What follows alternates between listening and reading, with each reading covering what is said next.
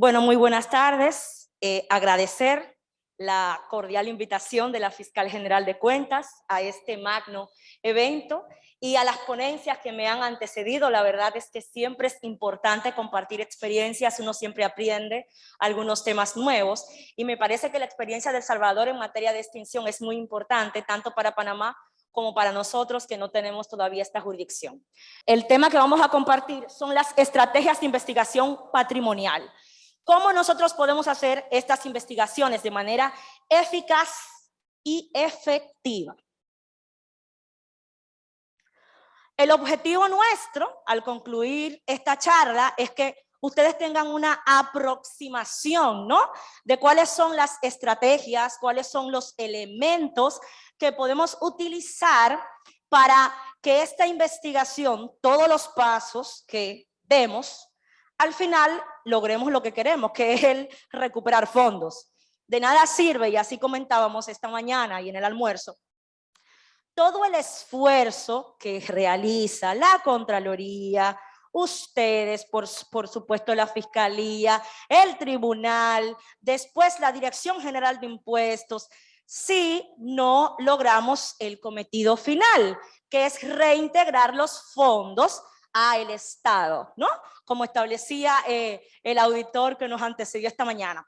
Y para poder reintegrar esos fondos tenemos que ser eficaces y efectivos. Yo les voy a traer algunas ideas para ver, de acuerdo a lo que nosotros hemos hecho, qué tanto pudiéramos ser eficaces y efectivos. Lo primero es el concepto. ¿Qué es patrimonio? ¿Qué constituye patrimonio? El patrimonio, a los efectos legales, de acuerdo a las normas legales, se trata del conjunto de bienes y derechos, cargas y obligaciones pertenecientes a una persona, ya sea una persona natural o una persona jurídica. Eso es el patrimonio. Ahora, tradicionalmente, los patrimonios han pertenecido a la esfera privada. Uno tiene como muy cuidadito lo que uno tiene. Máxime en países en donde a veces hay problemas de seguridad jurídica o hasta de seguridad personal. Uno no anda por ahí diciendo lo que tiene, salvo que sean como se dice en mi país, que la gente a veces es medio fantoche, que dice lo que tiene y lo que pretende tener. Pero en la regularidad de los casos, eso se mantiene en la esfera privada, ¿ok? Y el último gran bastión, lo último que queda de esa privacidad y que en algunas jurisdicciones todavía persiste, es el secreto bancario, el famoso secreto bancario, secreto fiduciario, secreto profesional, que ya sabemos que para este tipo de investigaciones, así como para los delitos económicos, para el tema de lavado de activos, ese secreto no es óbice, no es un impedimento para que dentro de la norma legal se pueda acceder a esa información y que producto de esa información se haga una investigación que concluya en una condena. Pero sin embargo, todavía ahí quedan esos vestigios de esos secretos. Entonces, cuando hablamos del término de investigación financiera, a los efectos de la nota interpretativa número 30 de las 40 recomendaciones del GAFI, se ha establecido que significa realizar indagaciones de asuntos financieros relacionados con conducta delictiva. Entonces, la meta principal de esa investigación financiera es identificar y documentar los movimientos de dinero en el transcurso de una actividad delictiva. Es lo que ha dicho el GAFILAT en la traducción de la nota interpretativa del GAFI.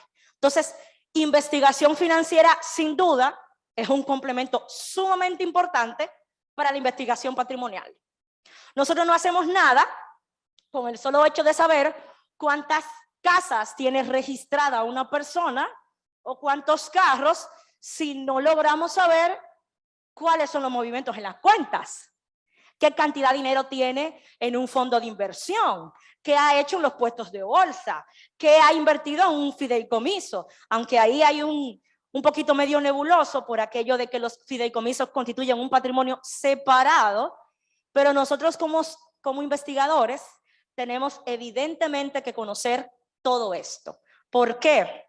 porque veremos más adelante que inclusive, aunque ya el dinero no esté, los flujos y las fechas en las que el dinero pudo haber ingresado en cuentas es bastante importante para nosotros poder probar después la actividad delictiva. Así que indudablemente no se puede investigar patrimonio sin una investigación financiera.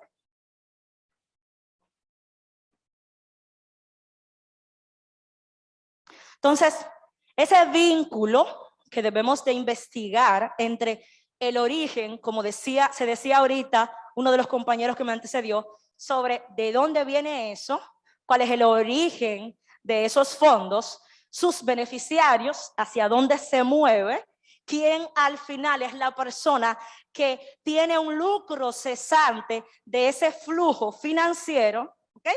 Quien dispone de ese dinero que muchas veces, en casos como este, no se trata del que lo tuvo en la cuenta, sino el que al final lo percibió, disfrutó de eso y compró la cosa, o compró se fue de viaje, pagó un hotel, etcétera. Entonces, ¿quién lo tuvo y quién se beneficia? ¿Ok? Entonces, ¿para qué necesitamos eso? Bueno, porque nosotros necesitamos de allí obtener información que nos ayuden a constituir la prueba que, como decía el magistrado que nos antecedió, tiene que recogerse evidentemente con el debido proceso de ley, ¿no? A lo que estuvimos en el día de ayer en una conversación que tuve el honor de tener. De nada sirve que nosotros encontremos evidencia de 20, 30 millones de dólares si cuando levantamos esa evidencia no lo hacemos con apego a la norma. ¿Qué va a pasar en el Tribunal de Cuentas que nos están observando varios compañeros en este momento? Evidentemente que ese proceso va a ser declarado nulo y todo el gran esfuerzo que hicimos se fue a la cañería. Así que siempre el debido proceso tiene que ser el estandarte que nos guíe durante todo el camino de las investigaciones. Entonces, ¿para qué? Bueno, eso nos va a apoyar a detectar ilícitos, ya sea en el orden penal o ya sea en el orden que nosotros nos conducimos, a detectar la extensión de ese ilícito, de esa red, porque pudiera tratarse de que cuando a ustedes les llega el reparo con una persona identificada, ustedes pueden entender que es un hecho aislado, ¿no? Es una persona que se dedica, ese funcionario que hizo tal función. Pero cuando ustedes empiezan a investigar y a entrevistar personas y a levantar pruebas, de repente se dan cuenta que no es un hecho aislado, que es una red completa dedicada a eso. Entonces, el movimiento del dinero que se ha dado en esa estructura nos va a ayudar a establecer el monto de la lesión, pero también a saber la escalada de la actividad delictiva. Se rastrea esos fondos, ya sea de esos ilícitos, y de acuerdo con el GAFI, también a los fondos que ayudan a financiar la actividad terrorista. Pero ya eso se sale de la esfera administrativa y se va directamente a la esfera penal. Entonces, ¿qué buscamos con una investigación financiera? Identificar el alcance, identificar y rastrear los activos y desarrollar evidencia que pueda ser utilizada en procesos penales y, en nuestro caso, en los procesos que nos ocupan. Algo importantísimo con respecto a la investigación financiera y que nos aplica a nosotros totalmente es la posibilidad e inclusive la obligación de llevarlo de manera paralela. ¿Qué significa el término de paralelo? Bueno, existe perfectamente la oportunidad dentro de las normas, me corrigen si no es el caso de ustedes, que se pueda estar haciendo una investigación del orden patrimonial y que se hayan dado indicios de acciones penales, ¿cierto, magistrada fiscal? Y que concomitantemente se esté llevando una investigación en el orden penal.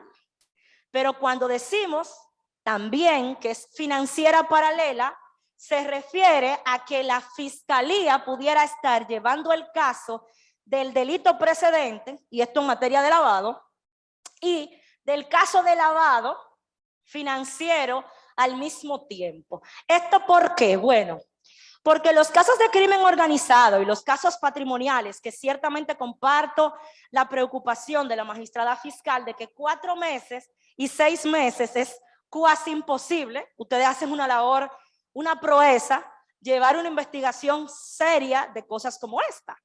Entonces, como eso es así, muchas veces el delito precedente está ahí a la mano, está muy fácil. Como hablaba con el magistrado en esta mañana, usted llega ahí 20 kilos de droga y aparecen 2 millones, ya no hay que ser un genio. Si es blanco y viene de la vaca, pues es leche, ¿ok? No tenemos que hacer mucho. El problema es cuando tú tienes una estructura financiera tan despegada del delito precedente que no hay muy fácil el cómo vincularlo. Así que muchas veces es más fácil acusar primero a los 20 kilos que encontré y, como decimos en Dominicana, a los guaremates, o sea, a los de abajo de la red criminal, que son los que siempre, regularmente, tienen el dominio de la droga, y seguir investigando a las cabezas, rastreando el dinero, porque las cabezas siempre son las que tienen el goce, uso y disfrute del dinero, de manera paralela. Si se me acaba el plazo, acuso al de la droga y mañana pudiera acusar al lavador de activos. En el caso de esta jurisdicción, perfectamente puede aplicar que como ustedes solamente tienen 4 meses, 6 a lo mucho, pudiera darse que exista un proceso patrimonial primero y que luego en el orden penal se vea que hay elementos penales y se continúe el caso en lo penal. Así que ahí sería perfectamente un tema de un procesamiento y de una investigación paralela. Claro está, siempre que no caigamos en el tema de el no bis in idem y no nos pisemos la cola, ¿no? Que sea ciertamente un proceso patrimonial y un proceso penal. Entonces, dice además esa nota interpretativa de la recomendación de Gafi que es importante para que esto sea que los investigadores del orden público, que los funcionarios del orden público que tienen la obligación de llevar a cabo estas investigaciones tengan la facultad de tomar esas decisiones y que puedan decir, inclusive, decidir hasta archivar de manera provisional uno de esos procesos para darle prioridad al proceso mayor, que muchas veces va a ser en donde podamos concluir con el comiso más relevante, ¿ok? Sobre todo tomando en cuenta el tema de los plazos. Entonces, ¿qué elementos tiene que contener una investigación de tipo patrimonial? La recopilación, la clasificación y el análisis de la información disponible. Vamos ahora a abrir un poquito más al detalle qué significa eso. Evidentemente que si estamos hablando de temas financieros, tiene que hacer un estudio financiero del investigado con los métodos de acreditación indirecta. Ya eso más o menos lo vimos un poquito ahorita. Los ingresos y los egresos. Es como en contabilidad se hablaba de la famosa regla T, débito-crédito. Cuánto yo obtuve y cuánto erogué. Si hay un desbalance ahí, miren lo simple que es. Si hay un desbalance ahí, hay que ver por qué está ese desbalance. De repente las tarjetas de crédito, cuando tú sumas lo que gasta mensual, gasta $200,000 mensual. Pero lo que ingresa formalmente, su pago de impuestos y lo que ingresa a su cuenta, refiere que simplemente gana 50,000.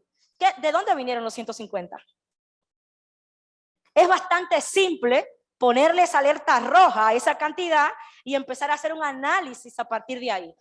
Yo no soy contable, yo lo que soy es abogada, pero hay temas de sentido común. Si gasta más de lo que gana, alguien está financiando el gasto. Ya sea que, como dijo el magistrado, ya sea que es un Adonis y le dan dinero, allá diríamos que es una megadiva y tiene un pelotero, o algo está pasando. Algo pasa ahí. Entonces, esa comparación de la Comisión Económica tiene que tenerse en cuenta con respecto a la fecha que nosotros entendemos que pasó la actividad delictiva. Es bastante ilustrativo y nos ayuda mucho con los jueces el poderle decir es antes y es post, antes y después. Resulta, señoría, que esta persona que fue designada en ese cargo, como vimos ayer, claro, vamos a llevar el decreto o vamos a llevar la comisión, el que lo designó. Antes de ser designado, mire cómo vivía. Mire lo que tenía. Mire sus cuentas cómo estaban. Tenía un Toyota Corolla del 2004. Se lo estaba llevando San Quepalo. Mire la ropa que usaba. Y de repente, hasta visual, no solamente el tema de, estoy hablando de un litigio que ni siquiera sé si es la realidad en Panamá en estos temas, pero hasta un tema visual de imagen de cómo estaba una persona a cómo estaba después. Y mire ahora, señoría, luego de la fecha tal en donde las pruebas se señalan que empezó a sustraer el patrimonio público. Ya tiene un BM, ya mire los colegios, como decía el magistrado, ya mire los colegios donde están los hijos, ya mire está miembro de tal club, juega golf en tal sitio. Eso es impactante y nos apoya para nosotros también analizar los costos que implica ese cambio de vida. ¿Ok? Así que una investigación patrimonial no solamente se basa en poder analizar lo que tiene, sino también lo que no tenía, ¿no? Y cómo llegó a tener eso. Entonces, la investigación financiera viene de doble vía.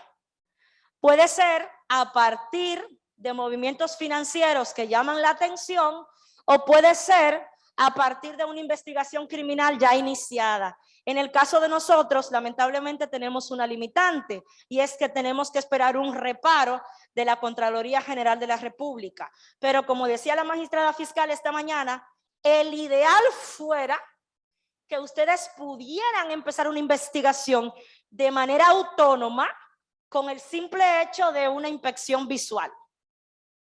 Ustedes están con una denuncia que le llega y evidentemente ustedes ven elementos que le da lugar a empezar una investigación. Eso sería el ideal. Pero estamos atados a un reparo de Contraloría. Entonces, la investigación patrimonial son por naturaleza intensas, son bastante complejas en la recuperación de documentación, involucran, por ejemplo, récords de cuentas bancarias, archivos de bienes a raíces, los cuales apuntan al movimiento de dinero, cualquier documento que pertenezca o nos pueda dar una idea de la secuencia de los eventos, y en el caso de la investigación patrimonial asociado a fondos públicos, tenemos una carga mayor porque tenemos la documentación de toda la institución. Tenemos que investigar cómo debería de funcionar normalmente esa institución para entonces encontrar el desvío, para poder nosotros saber cómo se desvió el comportamiento normal de esa institución.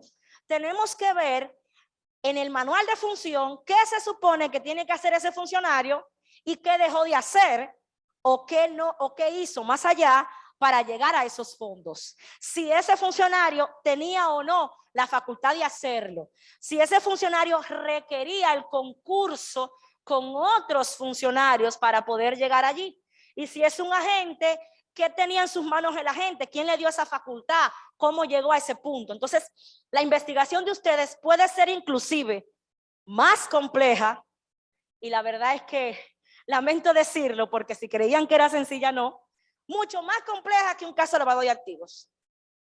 Extremadamente más complicada. Porque además se supone que se parte, como decía ahorita, de la buena fe de la administración. Se supone que en principio todo funcionario obra bien. Está designado para cumplir con la ley y para cumplir con su proceso. Entonces, de antemano, nosotros tenemos una retranca. Y es que en principio se supone que todo está bien. Tenemos que romper eso primero. Así que el trabajo es mucho más delicado y mucho más complicado que en otros elementos, porque si usted tiene un caso, la magistrada trabajaba con temas de trata y tráfico de personas. Si tú tienes una red de trata y tráfico de personas y de ahí hay un producto criminal, tú no tienes que convencer a nadie de que ciertamente eso hay que comisarlo. El problema es cuando tú tienes a Juan Pérez, que es una persona que en la comunidad los respetan, que ganó, que tiene votos, que tiene gente, que tiene seguidores, que ayuda, que da medicina, ¿no? Que es el muchacho que vino de abajo y ahora es un diputado, ahora es un funcionario. Tú convencer a la comunidad de que a esa persona hay que quitarle su patrimonio porque cogió fondos públicos. En mi país, lamentablemente, hay mucha, se ha dicho que la corrupción es cultural y estructural. Cuando tú le pones el nombre de cultural, imagínate el merengue cultural y nadie quiere que se acabe, ¿verdad? Entonces ya lo vas dulcificando y se va aceptando como bueno y válido. Entonces, para tú mostrarle al ciudadano que tiene que empoderarse y exigir este tipo de cosas es bastante complejo.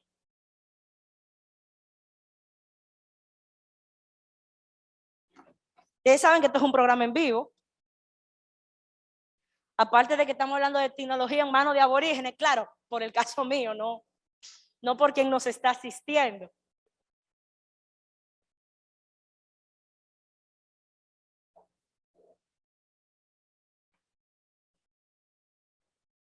Ok. Entonces, relación entre el acto y el flujo de fondos. El hecho en sí y el flujo de efectivo producido o asociado son inseparables. Por tanto, tenemos que investigarlo de manera simultánea. ¿Qué se supone, como decíamos ahorita, qué se supone que pasó? ¿Qué hizo el funcionario? ¿De qué se trata lo que hizo?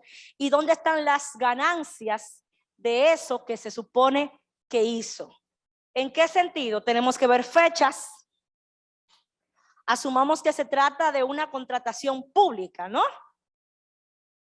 Hay una contratación pública, se le asigna un contrato a alguien. ¿En qué momento se erogaron los fondos? ¿Cuándo se pagó? ¿Se pagó en la fecha que decía el contrato o se pagó antes? ¿Se pagó ante el cumplimiento de los requisitos del contrato o se pagó antes? En esa misma fecha, ¿qué pasó con los incrementos o no de fondos de ese funcionario? ¿Cómo se comportó el funcionario a partir de allí? ¿Qué pasó? ¿Por qué ese contrato, por ejemplo, si hubo un incumplimiento, no se exigió el pago de la fianza de fiel cumplimiento? ¿Qué pasó con esos vicios en esa construcción? Se le observó, se le pidió, hay una comunicación que se le dijo a esa empresa, corrige esa construcción. De lo contrario, se le llevó a un tribunal para eliminar el contrato, se le pidió la rescisión del contrato o no se le pidió.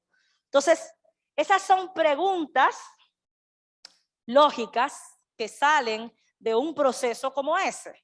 Porque si estuviéramos hablando, por ejemplo, de compra de medicamentos, que todos nuestros países han pasado por muchísimas situaciones ahora con el tema pandemia, ¿qué pasó con eso? ¿Quién está auditando los fondos públicos que se liberaron en emergencia? No sé el caso panameño, pero en el caso nuestro, la Constitución valida un proceso diferente cuando es un estado de emergencia. Y nosotros vivimos casi 2 años en estado de emergencia. ¿Quién audita esos fondos que se liberaron para eso? ¿Cómo se sabe en base a qué se eligió una vacuna u otra? Que era disponibilidad, pero ¿y a partir de ahí en base a qué? ¿Cuánto cuesta? ¿Fue libre competencia o no fue? Entonces, todos esos elementos, las preguntas que vamos a hacer son líneas investigativas. Y esas líneas investigativas van a ser tan diferentes, tan amplias, tan grandes o tan cortas, dependiendo del hecho que estemos investigando.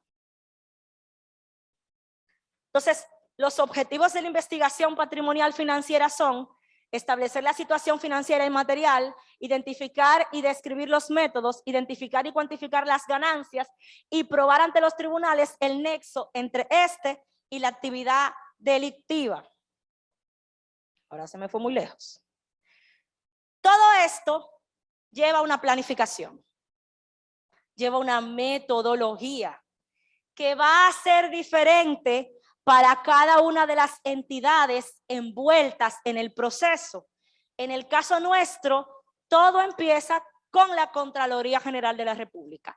¿Cuál debería de ser la planificación y aspectos metodológicos en la Contraloría? Bueno, lo primero que debemos de observar es si la estructura interna y la estructuración de procesos de la Contraloría le permite una selección de casos en base a los recursos que tiene y los riesgos que les representa para dicha Contraloría un proceso u otro. Cuando hablamos de estructura interna, estamos hablando evidentemente de una segmentación del personal, tomando en cuenta su capacidad, su capacitación y su perfeccionamiento, ¿no? Grupos de personas, y cuando digo grupos es literal, es muy difícil que un auditor solo pueda cubrir una inspección, una auditoría en una entidad pública.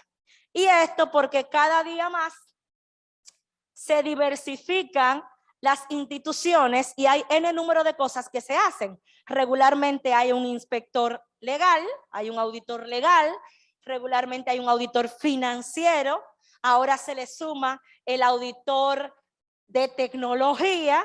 Entonces, regularmente es un grupo mixto. Ahora, ese grupo mixto, desde la estructura de la institución, hay que saberlo elegir, hay que saberlo conformar, porque no es lo mismo tener 5 auditores de 20 años que tener dentro de esos auditores el auditor líder que ya tenga 20, 30 años de experiencia. ¿Ok? Entonces, desde ahí empieza la planificación y la metodología. Estructuración de procesos.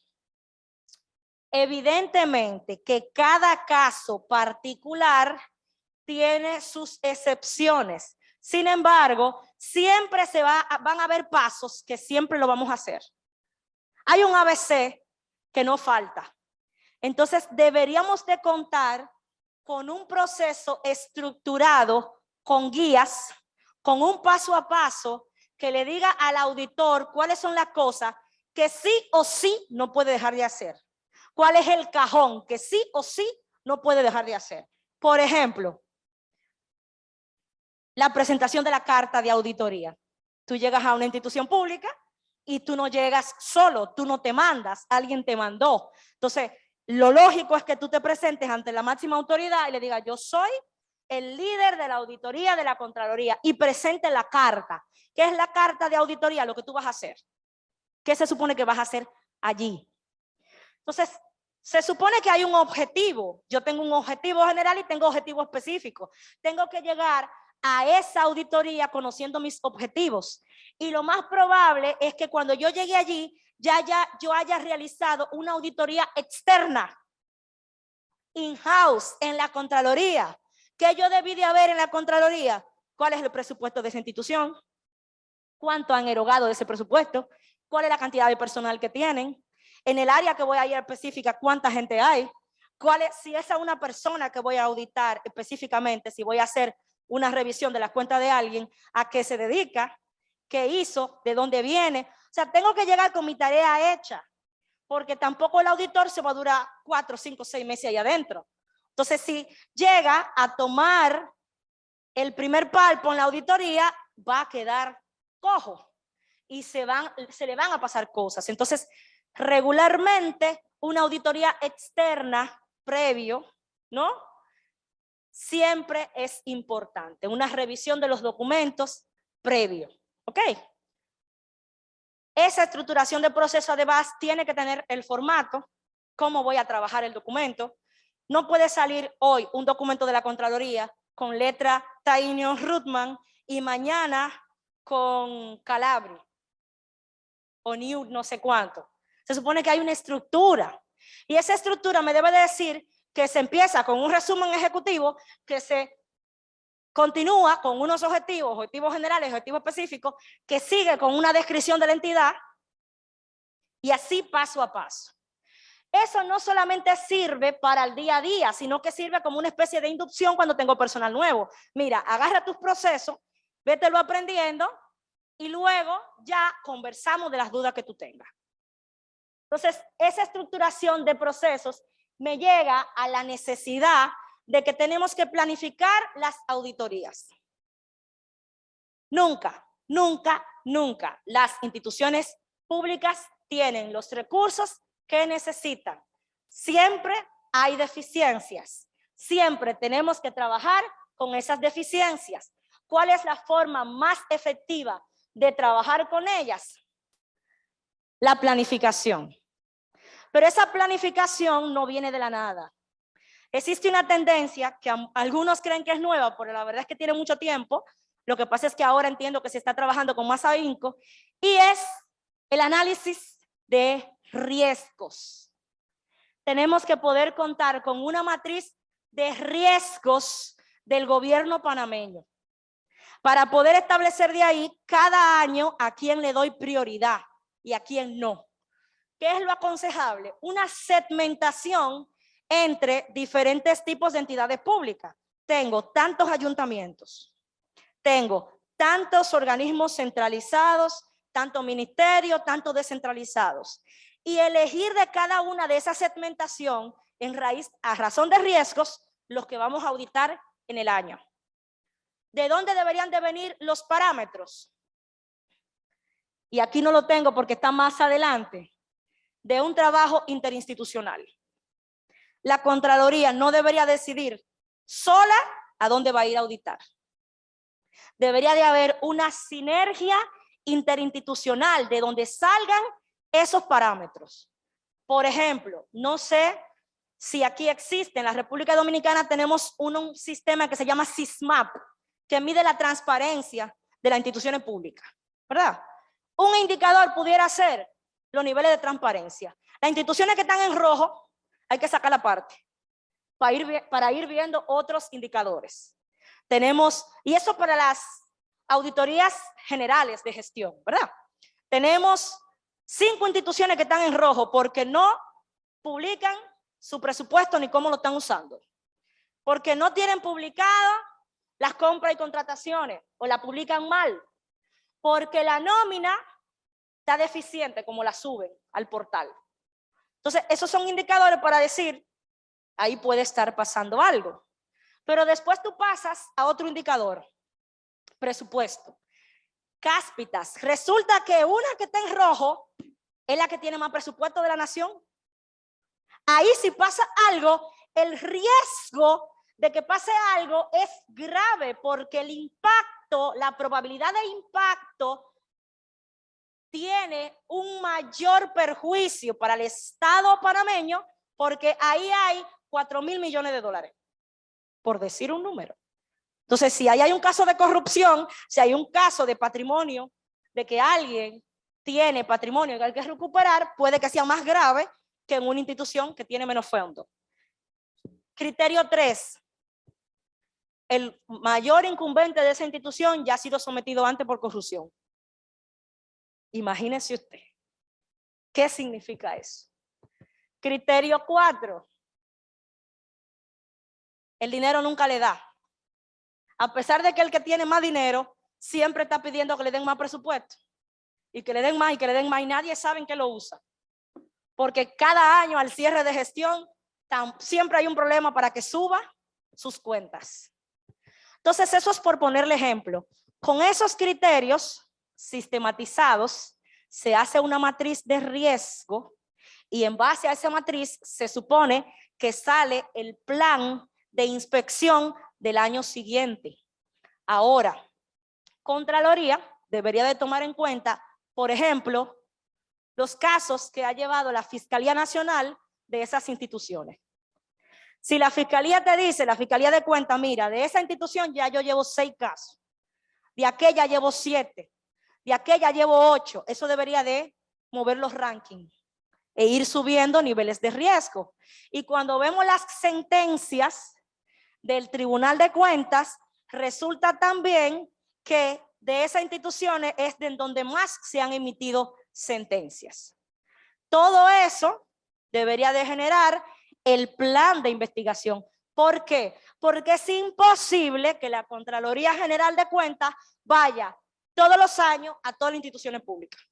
Imposible. Pero es inaudito que hayan instituciones que hayan pasado 15 años y no haya ido. Que haya pasado 20 años y no haya ido. O que haya otras a las que nunca haya ido. Entonces, ese tipo de sistematización nos evita ese tipo de cosas al tiempo de que nos ayuda a utilizar mejor nuestro ya deficiente presupuesto.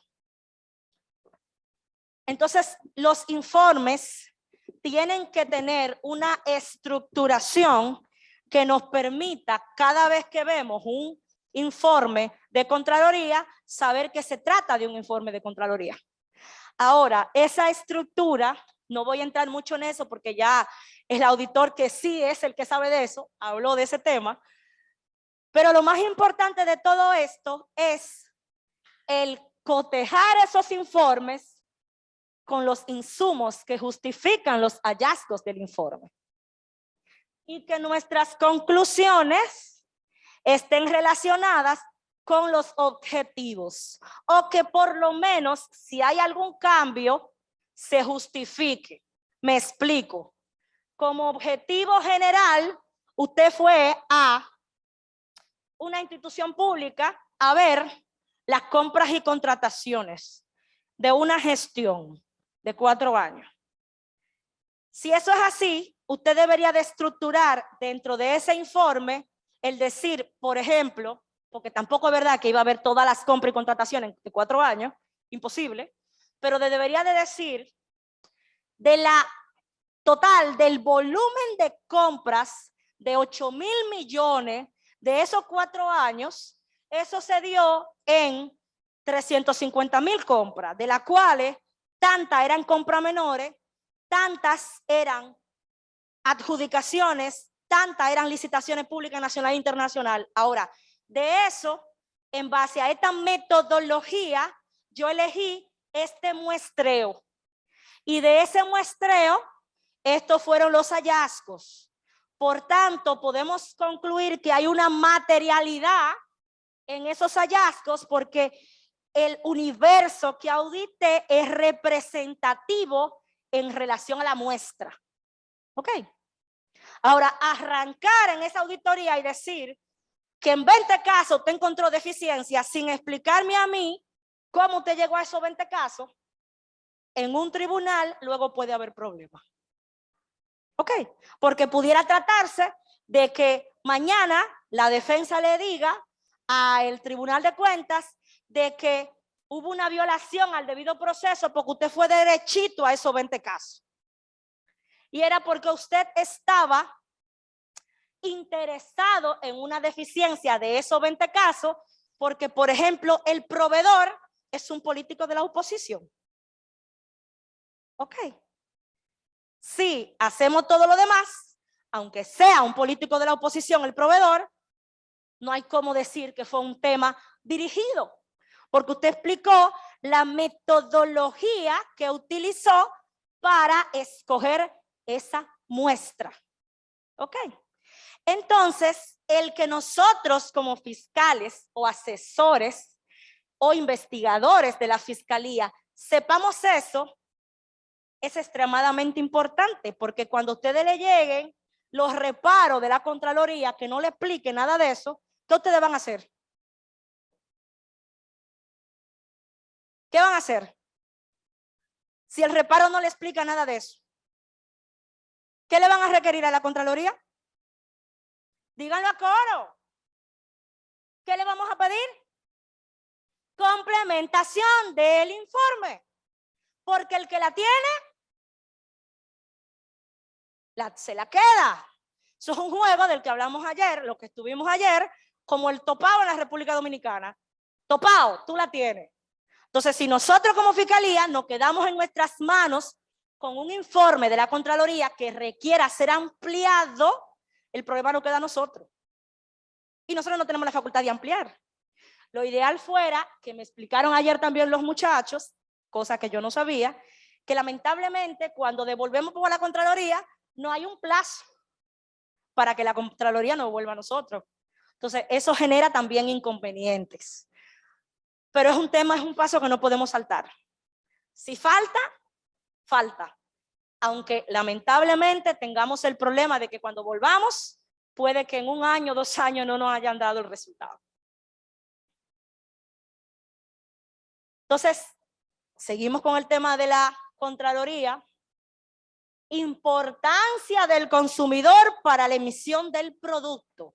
Vamos a vernos ahora en un supermercado. ¿Quién es el consumidor del informe de la Contraloría? La Fiscalía, nos dice el secretario general. La Fiscalía. Y no debería de ser importante la opinión del consumidor para el que produce el producto. ¿Qué pasa, por ejemplo, si al pueblo panameño le deja de gustar la balboa? Eso genera un problema en la empresa. ¿Qué va a pasar entonces, por ejemplo, si el abuelo se deja de consumir? Es un tema. Entonces, debe de interesarle al que produce el informe, que es la Contraloría, la opinión del consumidor. ¿Por qué? Porque, como decía el profesor que nos antecedió en la palabra, somos parte de un mismo equipo. Nosotros somos la selección nacional de béisbol de Panamá. Batíamos del mismo lado. Entonces, el pitcher no puede ser contrario al catcher. Eso es imposible. El que esté en primera base tiene que ser hermano del de la segunda.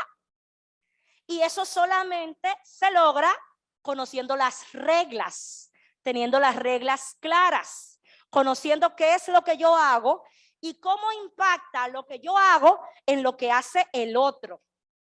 ¿Qué sucede si el catcher aquí aplatado da mal la seña? ¿A dónde va a tirar la bola el pitcher? Entonces, en ese sentido, evidentemente que las opiniones del consumidor deben de impactar en el productor. Pero ¿cómo hacemos que impacte? Recibimos el informe de reparos y nosotros le pedimos que nos hagan ¿qué?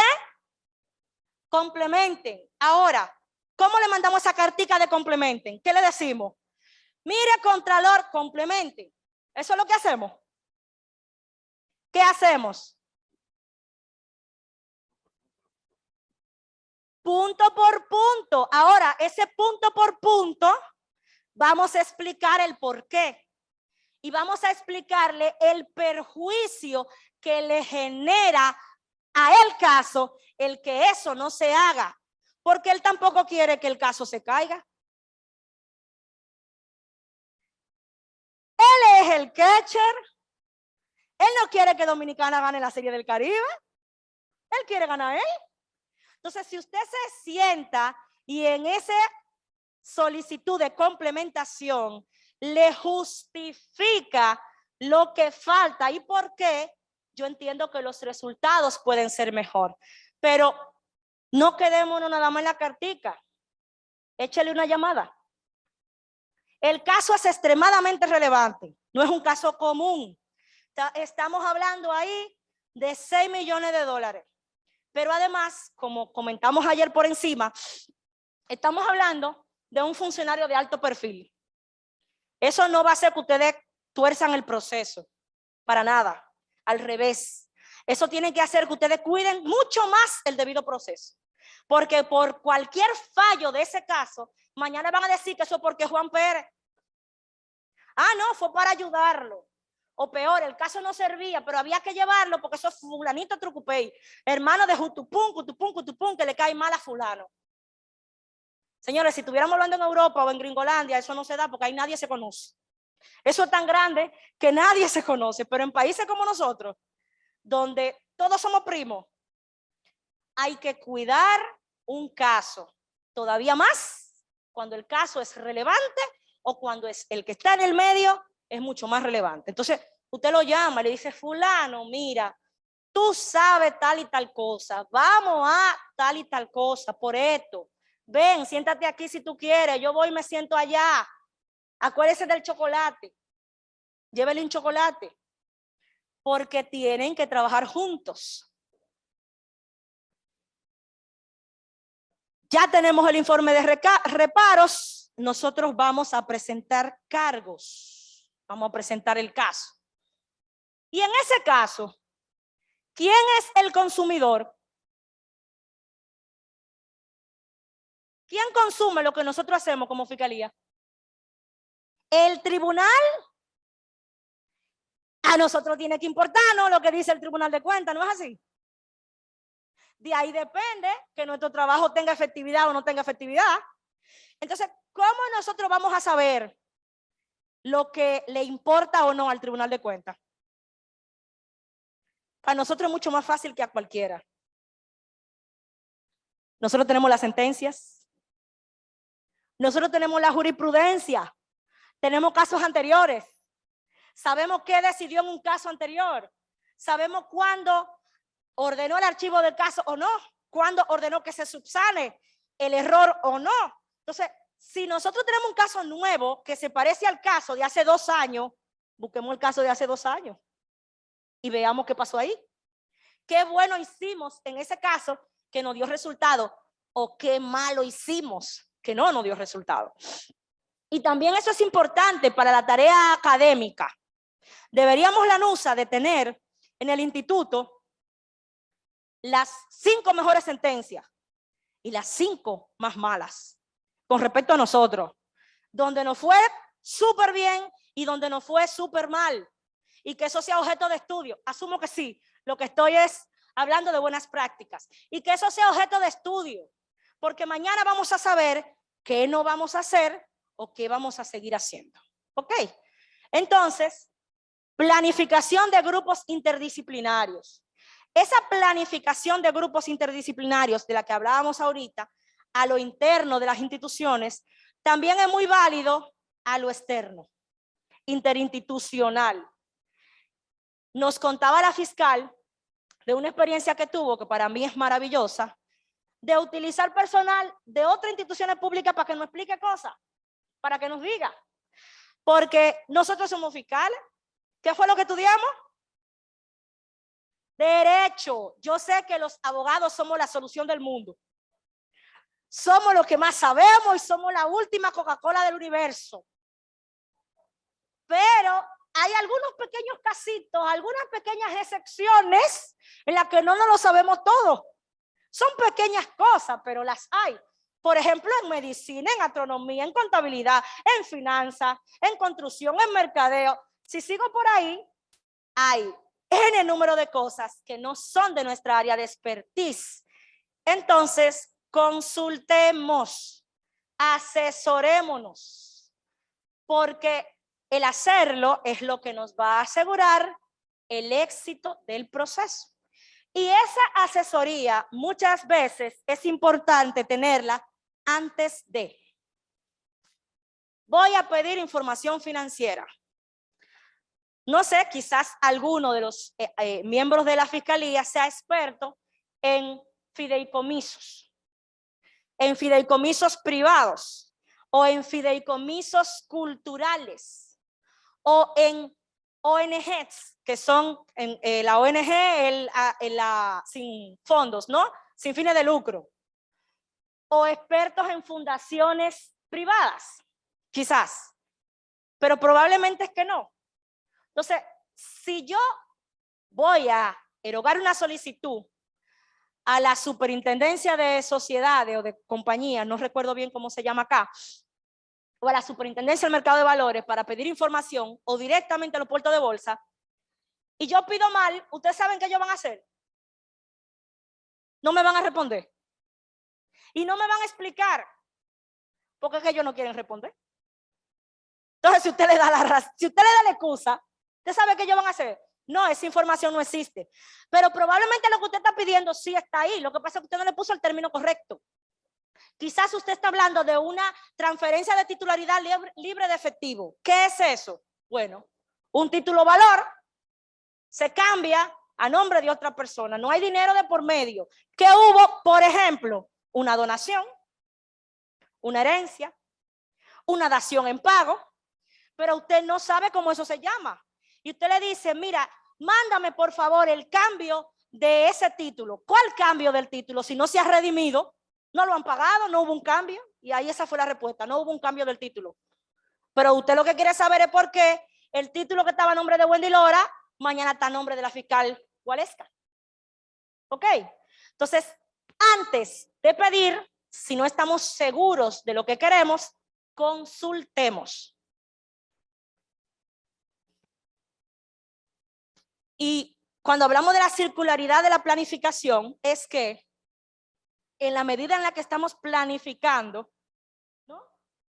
Uno de los roles, esa planificación vuelve y se reedita. La información que yo levanto para planificar, probablemente mañana va a ser la información que necesito para investigar. Entonces, nada se pierde en esto. Nada de lo que yo levante, nada de las estadísticas, nada de las metodologías se pierde. Eso es como el tema de la caña, que tú usas el jugo para el ron, el bagazo para otra cosa, te da un humo y baila. Eso es exactamente igual. Sirve para todo. Planificación de los aspectos metodológicos in-house ahora. Vamos para la fiscalía ahora. Análisis de gestión y documentación de procesos. Nos pasa mucho a los abogados y hago mi mea culpa porque esto lo aprendí al salir de la fiscalía en comisión de servicios para el mercado de valores. Los abogados creemos que todo está en el código. Nosotros no necesitamos nada que no sea la ley 67, la ley administrativa y la constitución, y andamos con eso ahí. El magistrado juez solamente necesita su código penal y su código procesal, y aquí abajo. Porque ahí lo dice todo. Ajá, y ahí dice el cómo. Ahí dice cómo hacer las cosas. Ahí le da una guía a ustedes de cómo hacer las cosas. La fiscalía, si encuentra mérito, presenta cargo. Ya. Pero eso no nos dice si es en una hoja, si es en 4, si en esos cargos tú tienes que poner el nombre de la persona, cómo lo pone, en qué orden, qué tú tienes que asegurarte antes de presentar sus cargos, qué significa encontrar méritos, qué significa méritos, qué es eso. Eso lo salvamos con un proceso de documentación, con guías y flujogramas de procesos. Si hay algo bueno que tienen los guardias y los policías, es que todo lo escriben. Yo fui fiscal de drogas hace un tiempito, cuando empecé en la fiscalía, no le voy a decir cuánto, para que no me lleguen la edad. Y lo primero que yo encontré es que el policía todo lo escribe, todo está por escrito. Yo en el día de ayer le eché agua a la matica, antes de ayer hablé con el imputado fulano de tal.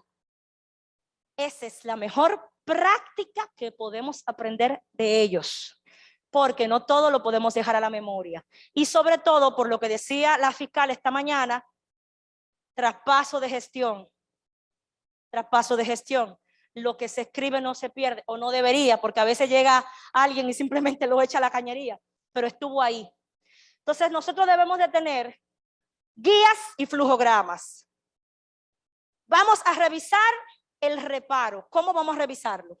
El reparo de la Contraloría. ¿Qué vamos a ver? Si tiene esto, aquello, si tiene aquello. Imagínense un reparo de 3,000 páginas. Y ustedes van a sentarse, no, porque la ley dice que tiene que tener y usted tiene que ir a la ley. No, les ayudaría a tener una fichita al lado que salió de la ley, que se orientó además en casos anteriores, en sentencias y en práctica, y esa fichita le dice a usted, te hace un checklist al lado. Entonces, cuando usted le lleva ese reparo a la fiscal para que ella decida si va a pedir la ampliación o no, a ella le llegó la fichita, ella no tiene que ver las 3,000 páginas. ella va a ver que ese proceso que ella aprobó, ahí se cumplió. Y va a ver la justificación del auditor del por qué, o del fiscal, por qué hay que pedir más. En una ficha, de una hoja o de 2 hojas.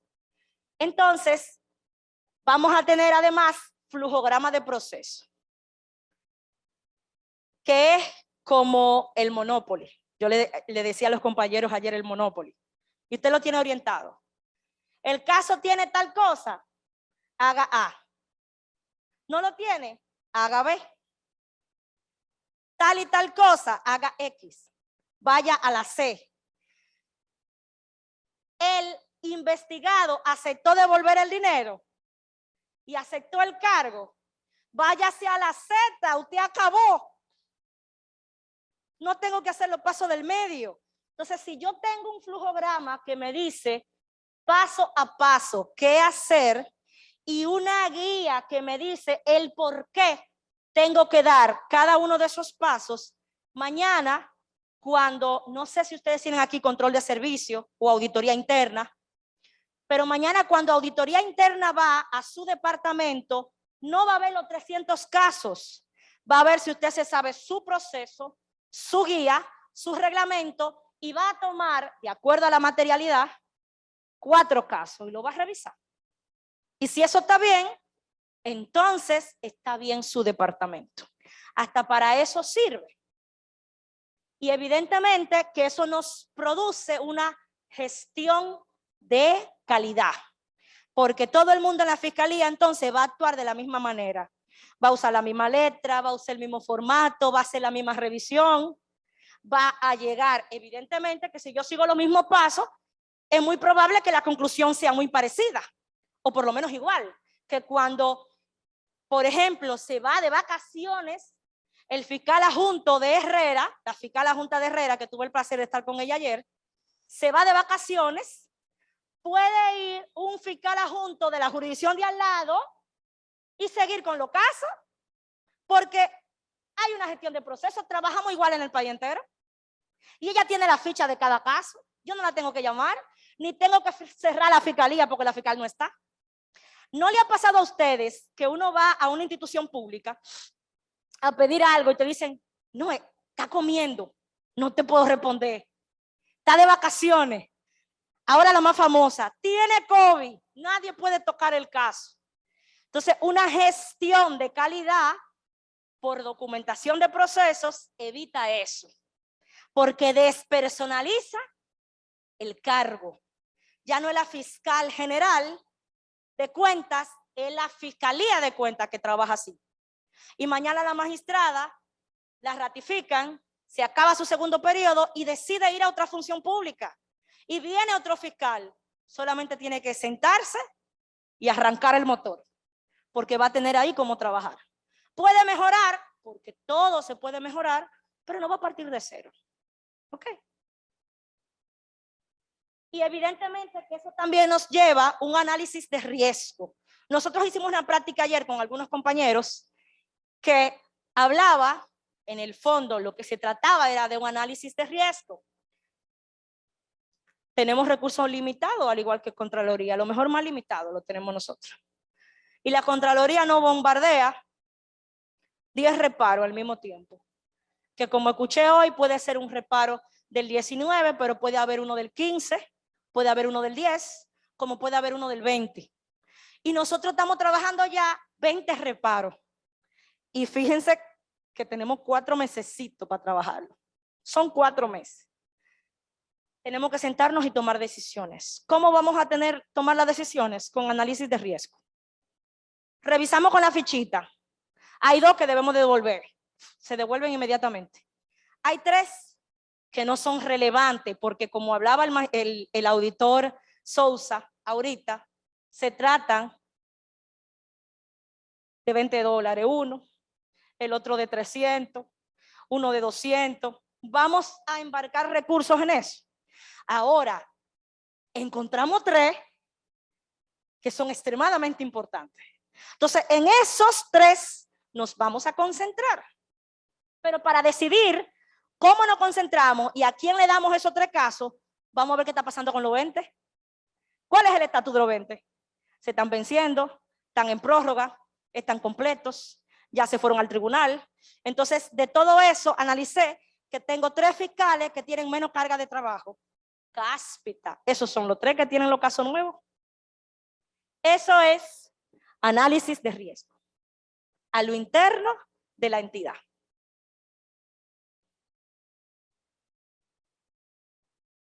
¿Cómo podemos nosotros influir, verdad, en el acabado del producto?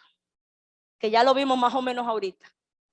En decirle a la Contraloría que necesito, por qué, el cómo.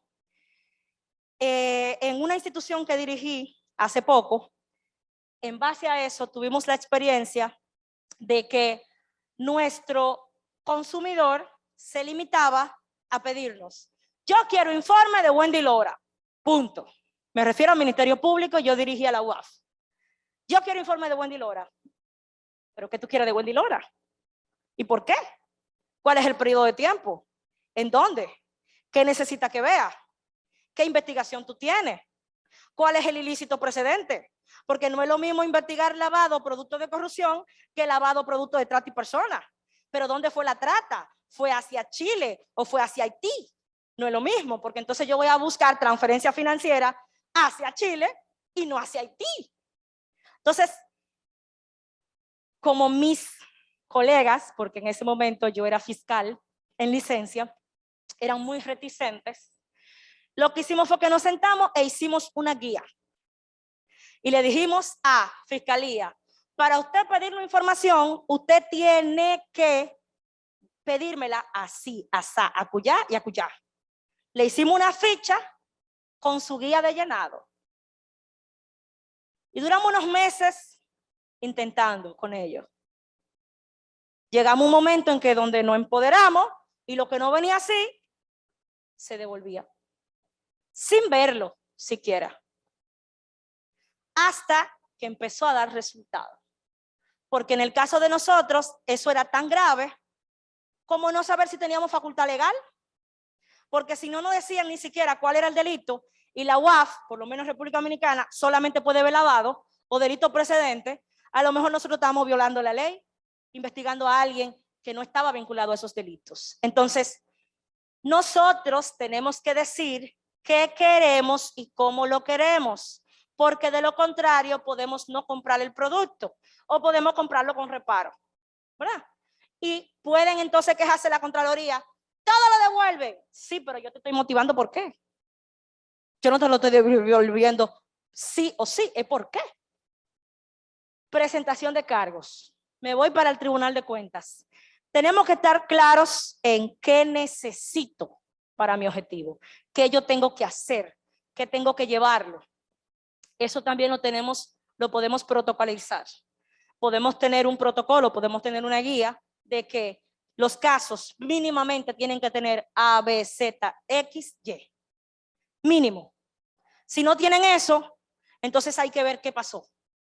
Y eso nos da una guía rápida de cómo actuar. Y la sentencia, evidentemente, tiene que indicar qué se pretende lograr con ello, porque se supone que el tribunal tiene que motivar el por qué aceptó ese tema por ese monto del patrimonio o por qué no lo aceptó. La planificación entonces aquí no solamente puede ser entre grupos internos, sino que también con esas instituciones, y eso se usa mucho en planificación como una especie de FODA. Yo estoy viendo mis riesgos, mis fortalezas y mis oportunidades y cómo aprovecharlas. Y evidentemente que el cómo me ve la entidad con la que yo me relaciono es bastante importante para eso. Entonces, eso nos lleva a un plan de investigación. Y ese plan debería de tener el ABC que se supone que debemos de realizar. Notificar al investigado debe ser lo primero. ¿Sí o no? ¿Qué vamos a hacer? ¿De qué institución se trata? ¿La función pública del funcionario o la vinculación con el agente de retención? ¿qué pasos vamos a dar de conformidad con el monto de la lesión que se señala en el informe con reparos, el análisis de los que se indican que dieron lugar a la lesión, de los hechos, falta la palabra hechos ahí, existencia o no de otros involucrados? Ya sabemos que la diferencia inclusive es entre 4 o 6 meses, si hay otros. Puede ser una sola persona que realiza los hechos, vamos a ver el manual de cargos, vamos a ver cómo se vincula esa función con otras funciones y si era posible que una sola persona cometiera esos hechos o si necesitaba necesariamente el auxilio de otra. Si se trata de un hecho aislado o por el contrario, es una estructura creada dentro de esa institución para esa situación. ¿Qué vamos a ver? Las auditorías internas, los índices de transparencia del gobierno de esa institución, los funcionarios anteriores en esa gestión. Tenemos que tener además reuniones periódicas e interdisciplinarias. ¿Para qué? Vamos a analizar las diligencias. Yo pido cosas. Yo no puedo engavetarlas.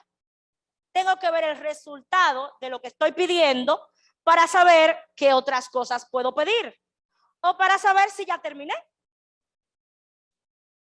Toma de una decisión en base a esos resultados, tengo que fundamentar mi opinión, porque si yo le voy a decir a la fiscal que hay que archivar, tengo que decirle que yo hice todo lo que había que hacer y que ese caso no prosperó.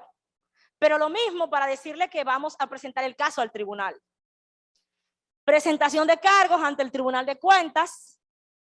Tengo que revisar que ese caso cumpla con lo que dice la norma y que tengo los elementos de prueba suficientes para sustentar ese caso, porque si no me voy a exponer a un archivo. El Tribunal de Cuentas. Pasa lo mismo con el tema del tribunal. Es todavía más delicado el pensar que un tribunal tiene que protocolizarse, que tiene que tener protocolo, que tiene que tener documentación de proceso, que tiene que tener gestión documental.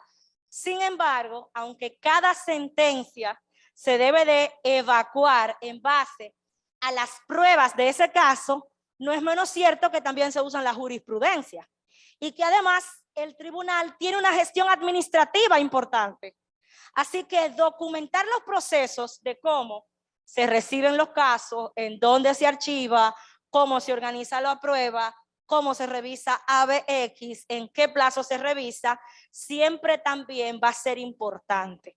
Sobre todo cuando regularmente, hablo por la generalidad, no sé exactamente el caso de la ley de acá, las secretarias también están en ley y son las que tienen fe pública, la secretaría de los tribunales. Y son dos funciones totalmente despegadas, la secretaria de la jurisdiccional, pero el jefe es el juez. Entonces al juez le sirve muchísimo tener el proceso documentado para supervisar el cómo la secretaría se está manejando en ese sentido. Incidencias del proceso penal, del proceso de cuentas en el proceso penal. Bien sabemos que nuestro objetivo es el recuperar patrimonio dilapidado de los fondos públicos. Sin embargo, de lo que nosotros hacemos puede derivar una responsabilidad penal sobre la persona e inclusive la posibilidad de recuperar fondos aún mayor que los fondos que nosotros podemos recuperar por el tema del patrimonio. ¿Por qué? Porque ese dinero que se dilapidó de los fondos públicos, la gente no siempre se lo come y se va para la playa. Muchas veces es tanto que hay que hacer algo con él. Entonces la gente lo invierte y lo engorda. Y el marranito chiquito, de repente, es todo una cosa llena de cerdos de última generación. Y ya eso se sale de nuestro trabajo, porque nosotros simplemente podemos solicitar el tema de la medida cautelar con respecto a la lesión patrimonial que recibimos. Todas las ganancias se salen de nosotros. Entonces, todas esas ganancias pueden ser perseguidas en lo penal, que era lo que hablaba el compañero magistrado juez, que si tuviéramos un proceso de extinción de dominio, se pudiera ir por ahí, pero mientras tanto tenemos la ley de lavado de activos. Entonces, eso puede ser objeto de un caso de lavado de activos. Ahora, si nosotros como Fiscalía de Cuentas somos los primeros que palpamos eso, para saber eso, tenemos también saber qué es lavado. Para saber que tenemos que dar traslado al Ministerio Público, tenemos que saber qué es que ahí hay un delito. Entonces, nosotros no podemos identificar el delito si no sabemos cómo se hacen los delitos. Así que, otra tarea para nosotros, para incidir de manera correcta en el proceso penal, es conocer qué es el lavado de activos y conocer las tipologías del lavado de activos que se dan en Panamá, sobre todo asociados a fondos públicos. Porque probablemente nosotros somos efectivos con lesiones patrimoniales, pero le estamos dejando en mano a la persona 250% más de lo que logramos comisar con la lesión al patrimonio. Conclusiones. ¿Qué nos queda entonces? ¿Qué me gustaría que quede claro de lo que hemos compartido? Las investigaciones patrimoniales cuentan con elementos distintos a cualquier otra investigación. Investigar patrimonio no es investigar homicidio. Investigar patrimonio no es investigar una estafa. La investigación patrimonial requiere de una planificación y metodología en cada uno de los intervinientes. No es solamente Fiscalía, es Contraloría, es Tribunal, es la Dirección General de Impuestos. Los equipos interdisciplinarios a lo interno e interdisciplinarios son una buena práctica en estos temas. Los procesos de cuentas pueden incidir en los procesos penales, por lo que no puedes estarse de espalda a dicha realidad. Muchísimas gracias por su tiempo. Quedamos a su disposición.